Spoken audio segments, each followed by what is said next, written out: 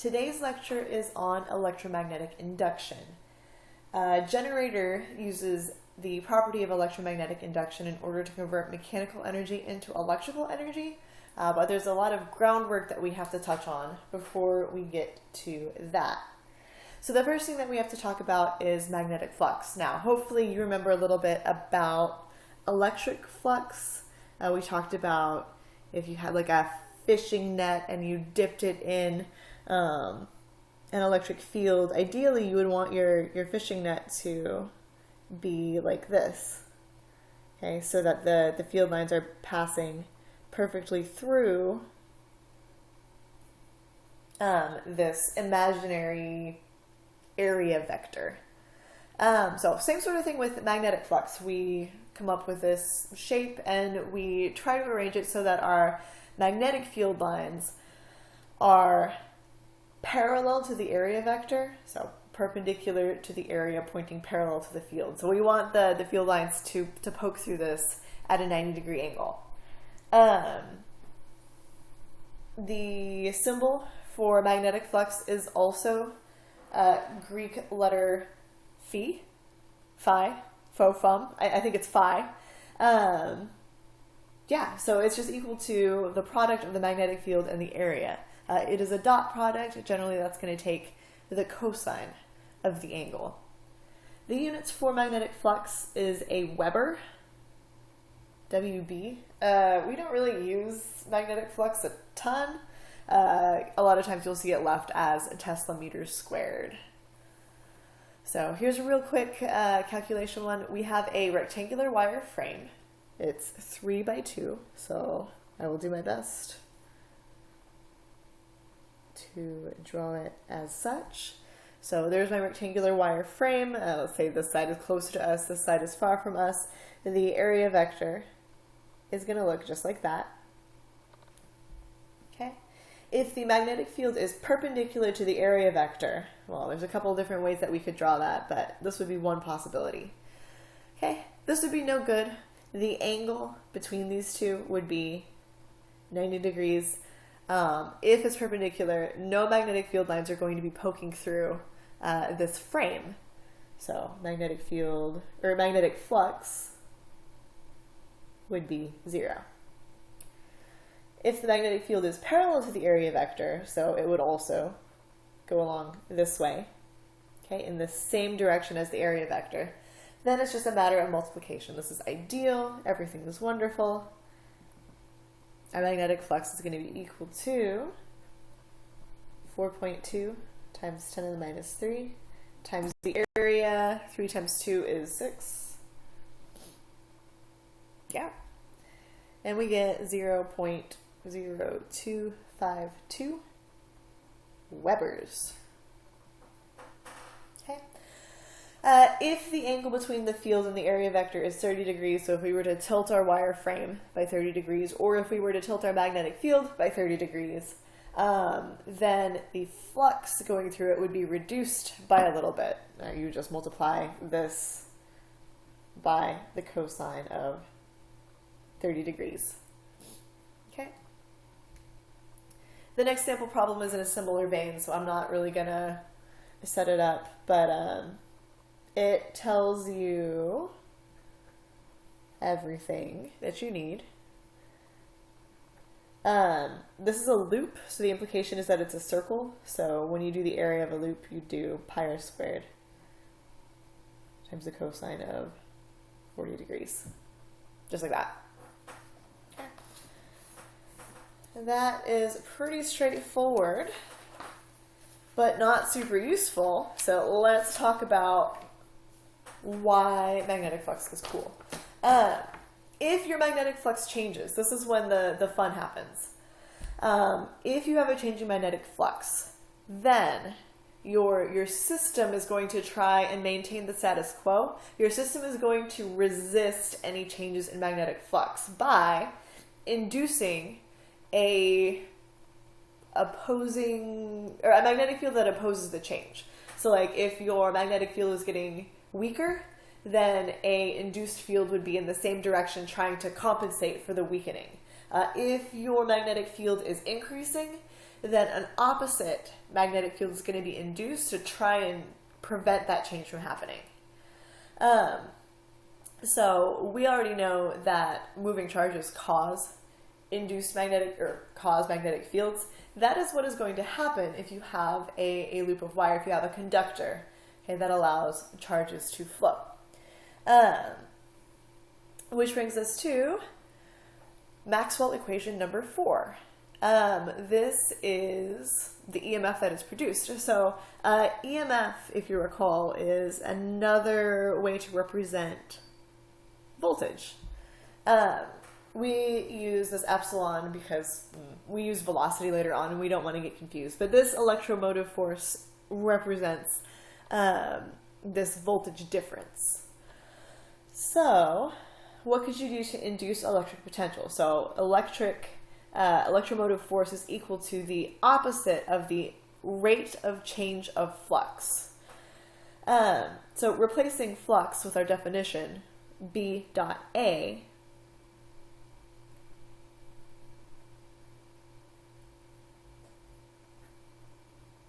well, there's kind of one way of writing it, or we could write it like this.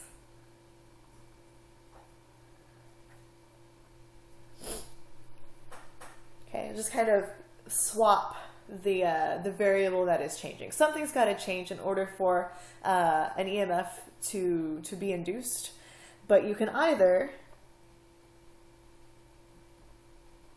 have your field strengthening or weakening, or you can change the size of the loop. Very, very rarely you could also see if you have a loop that is like rotating, then the effective area is affected by theta. Okay. So now we have this 50-turn rectangular coil, blah, blah, blah. It falls into a magnetic field, essentially. It starts with a magnetic field of 0, and then it moves to a place where there is a fairly large magnetic field. I am not very good at drawing rectangular coils. I tried, believe me. Well, I can draw slinkies without a problem, but rectangular slinkies are apparently difficult for me. So we're just trying to figure out what EMF is being produced.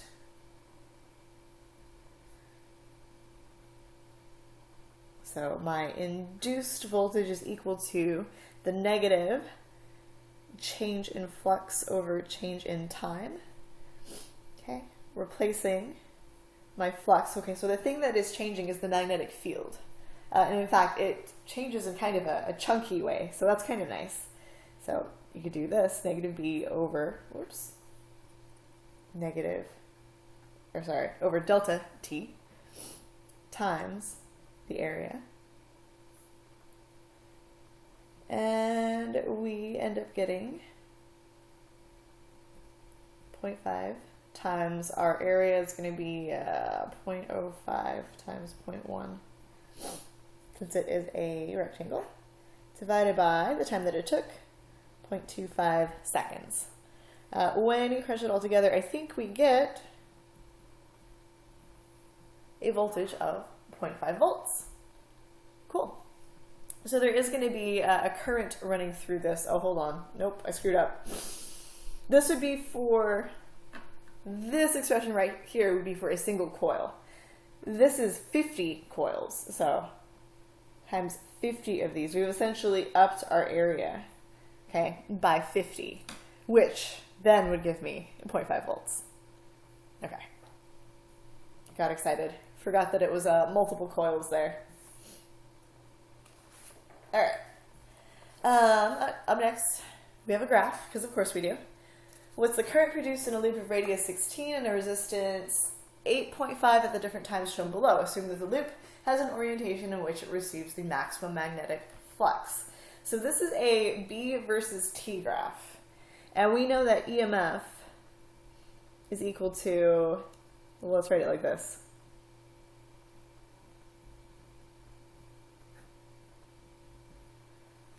D of either B or A over dt. So here we have a B versus T graph. right? We are looking primarily at, let's write it like this, like so. And so this represents the slope of the graph.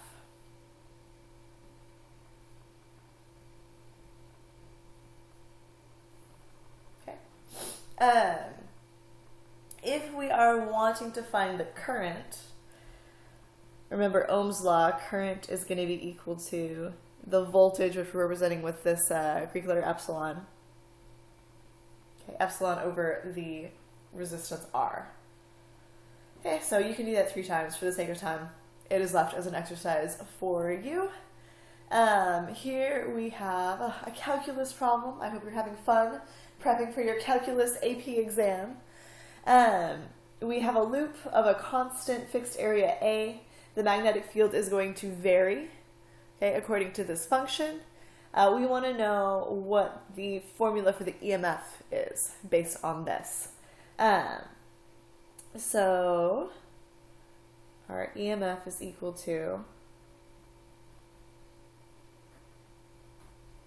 okay, the change in flux over the change in time. Okay, it is the magnetic field that is changing. So that's going to be A times the derivative of this function.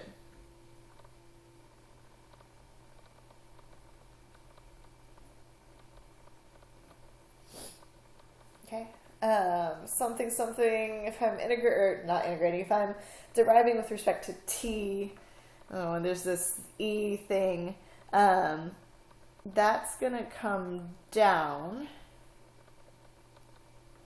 after it is derived once. So you'd have negative 1 over t squared times b max, and then this stays the same because it's like e, and it's like magic. So I did it right. I think it's like that. I can rearrange this a little. The negative signs will go away. We'll talk more about the signs here in just 1 second. It's like literally as soon as I turn the page. So A times B max over T squared E to the 1 over T. Okay, if I wanted to know what the EMF at 4 seconds was, I would plug in 4 where I see T. Hopefully they give us, values for A and B, but they're just constants. All right, let's talk about the direction, because this part I think is really fun. There's a little pattern to it that takes a little bit of practice, but once you get the hang of it, you get pretty good at it. So, as we said, talking about Maxwell's fourth equation, the induced magnetic field is always going to try and maintain the status quo, right? So it opposes the change in flux. So when this magnetic field is induced, well, it is being induced by a current. So there's like this kind of counter current thing going on, trying to cancel out any changes that are happening in the magnetic field. So here we have a magnetic field coming up out of the page, and it is getting bigger out of the page. So, okay, so let's think about this. We could say our magnetic flux is increasing out of page. Okay. According to Lenz's law, there's going to be an induced magnetic field that's going to try and counter that. So if this is increasing, the induced field is like, whoa, whoa, whoa, not so fast. Let's not do that. I'm going to try and oppose you. So there's an induced magnetic field. So if it's increasing out of the page, then there needs to be an induced magnetic field pointing into the page to try to cancel it out.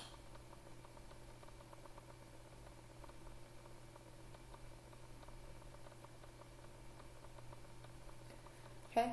This induced magnetic field is caused by the current that is going to start flowing in this. And so to determine the direction of the current, you do right-hand rule. So we are pointing our fingers into the page, you can imagine if I were to actually stick my fingers in here, right, my thumb would go around in this direction.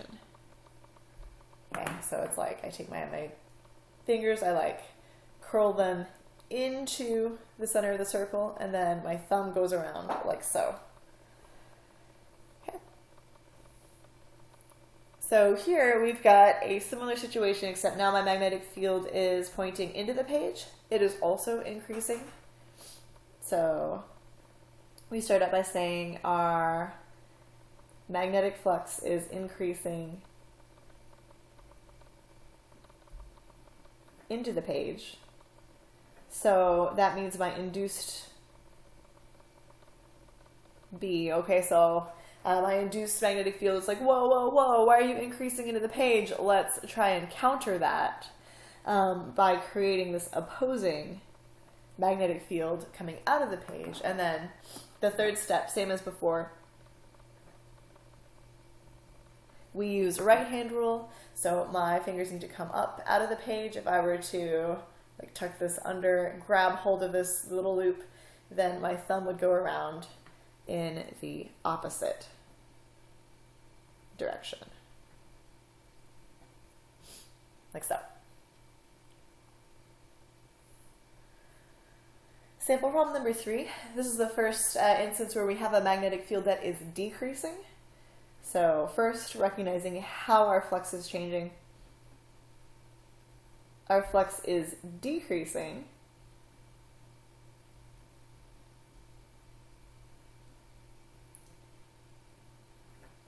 as it comes out of the page.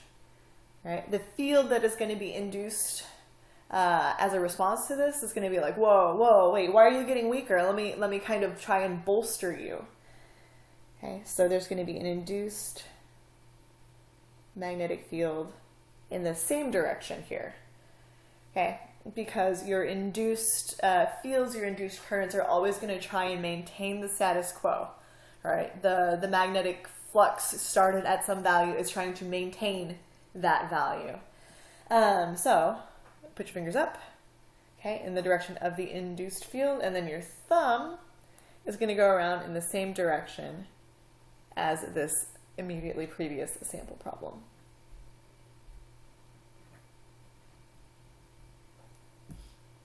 Okay, so 3 steps. Every time, don't skip it. Even I still have to like think it through all the way, because you have to really think about, how do I try to maintain my flux? I don't want it to get bigger. I don't want it to get smaller. I want it to stay the same.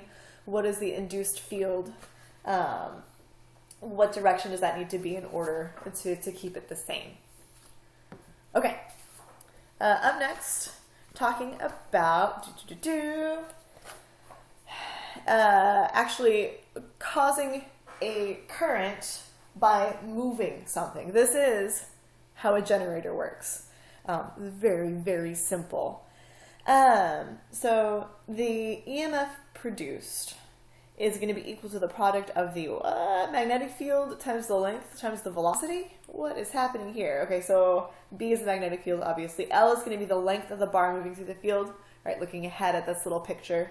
Okay, this is the length. Okay, and then V, we can do a cursive V. V for velocity, it's the speed of the bar as it changes the area of our loop, essentially. BLV is easily derivable from Faraday's law of induction. What? Yeah, so Faraday's law is the rate of change of flux is equal to the EMF. Okay, so remember that flux is equal to the magnetic field times the area. And so the area, let's say, of a rectangle, right, it's going to be length times width over dt. So the velocity here, right, that is essentially, look, it's a heart, kind of. dw over dt is velocity. And so that's where this comes from.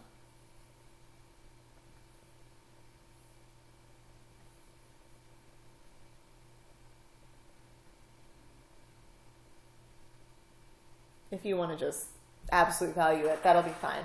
You use your right-hand rule, Lenz's law, what we just did, to determine the direction of the current.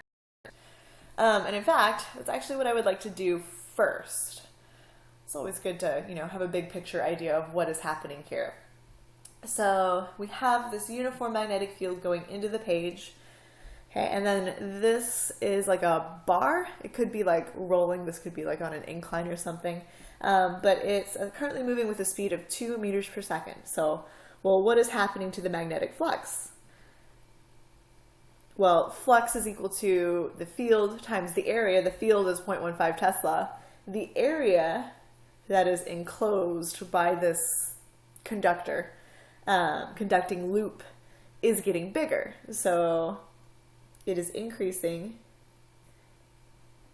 into the page.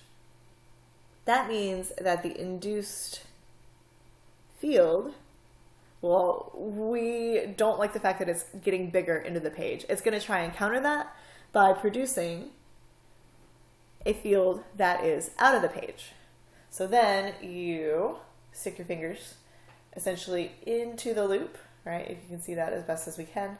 So then with my fingers inside the loop, I turn it around, turn it around, I turn it around. The current that's going to be induced is going to go, what direction is that? Counterclockwise. So that's done on part C. And what direction is the induced current through the resistor? That's going to be downward. Okay. I keep forgetting to write step 3 because I get excited. Right hand roll. Okay, so we determine the direction to figure out the current. Remember from Ohm's law, current is equal to voltage over resistance. Here I'm using, what is this, epsilon to represent the voltage so I don't get it mixed up with my velocity here in just a moment. In these types of problems, it's pretty straightforward. They usually give you a rectangle to work with. So your electromotive force is going to be equal to B times L times V. And then your current is going to be that divided by R.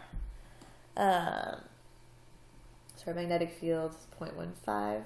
Okay, our length, that's what's right over here, it's 0.5. And then our velocity is 2.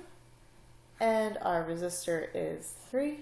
When you crunch that all together, you get 0.05 amps.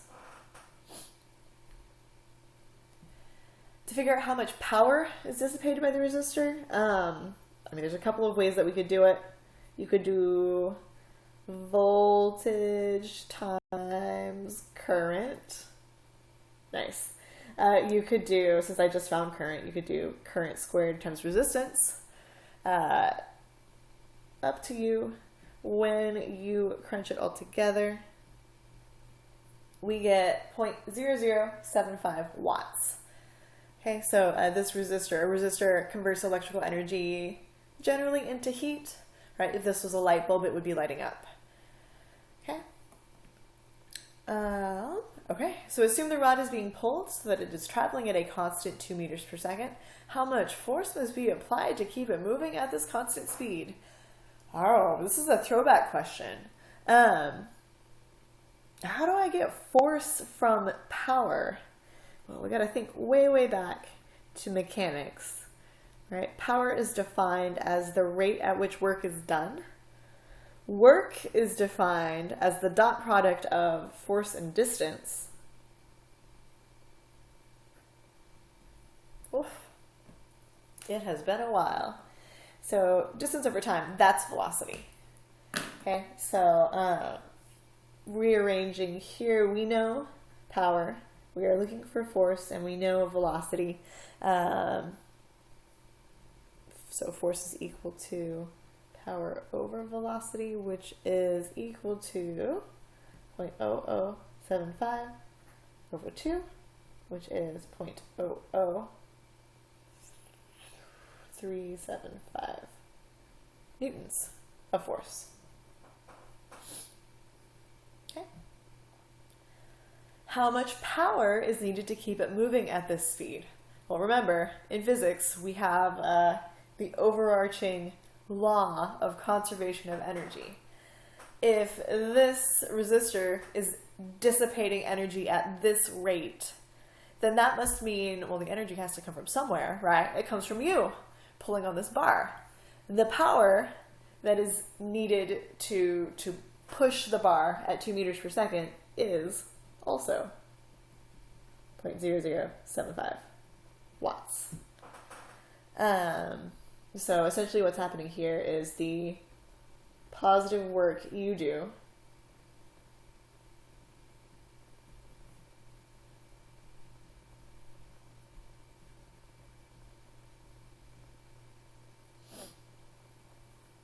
is equal to the negative work, conservative work, done by the electromotive force. Or I guess, yeah, sure. By the electromotive force, right? Creating that voltage. And then the resistor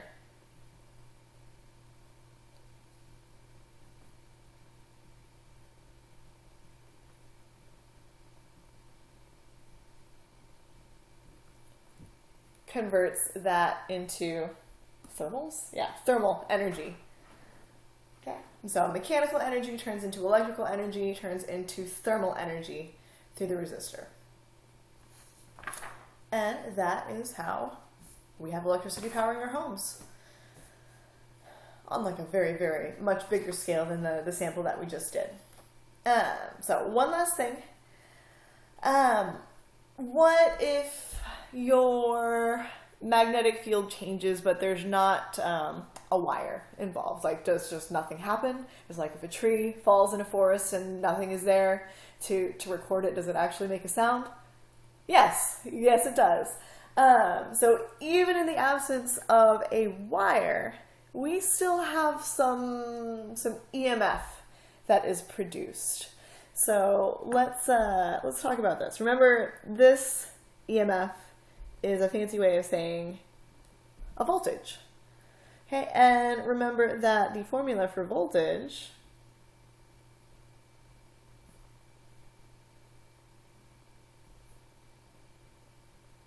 is this.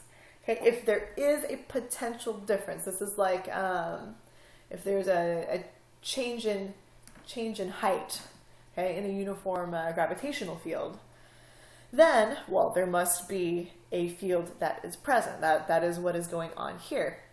And in order for an EMF to be present, there has to be an electric field pointing in some direction. And that is exactly what we have over here. Okay, so we've just got this straight up replacement. So the implications of this is that, well, even in the absence of a wire to carry the current, there is still going to be an electric field that is created within this changing magnetic field, or, well, this magnetic flux, this region of changing magnetic flux. So in this sample problem, which there's a very, very similar example in the book, if you're wondering about what this looks like better than I can draw it. So we have this circular magnetic field. Let's say that it's going into the page.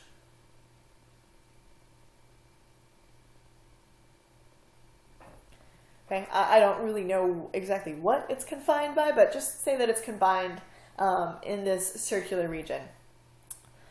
So this magnetic field, it's weakening. Okay, what's the magnitude of the induced electric field at 3 different points? So our first point is, what is our electric field here? What is our electric field right at the edge? And then what is our induced electric field out on the outside? Okay. So let's talk about direction first. So our field is getting weaker.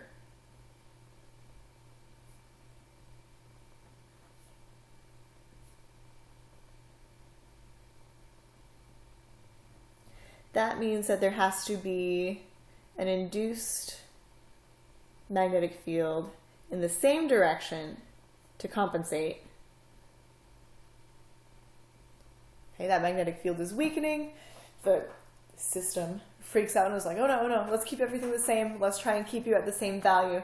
So this is trying to make up for that. So then if we do right-hand rules, we got to go into the page, and then if it's wild, as we draw our fingers around, that means there is going to be, this is wild, so there's not a current because there's no charges within this region. But if there were charges, they would flow this way. This implies that the electric field is clockwise. Okay, if there was a vessel through which charges could flow, they would flow clockwise. Even in the absence of a conductor, there is still going to be an electric field pointing in the clockwise direction. Okay. So as far as figuring out the magnitude of the field, so for radius, this is actually going to be less than and equal to 1 meter. Okay, so we set this up. We say E dot ds is equal to the negative rate of change of flux.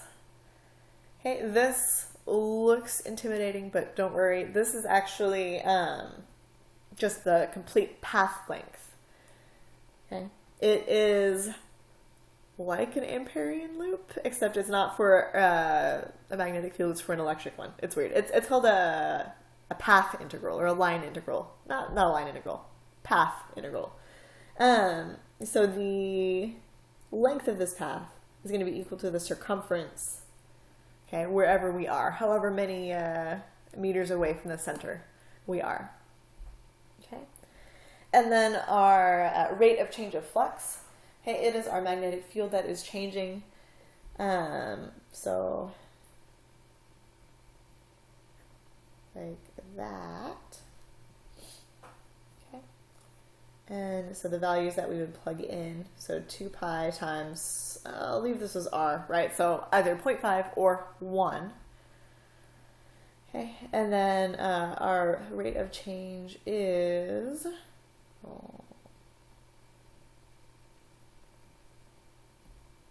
and the area is going to be pi r squared. Okay, so this is kind of like the flux that is enclosed, right? So if we draw our little path so that, you know, there's extra magnetic field on the outside, that's not really going to matter. It's all about the area that is enclosed. It is a little weird when you go to the outside of the circle. So this side is going to stay the same.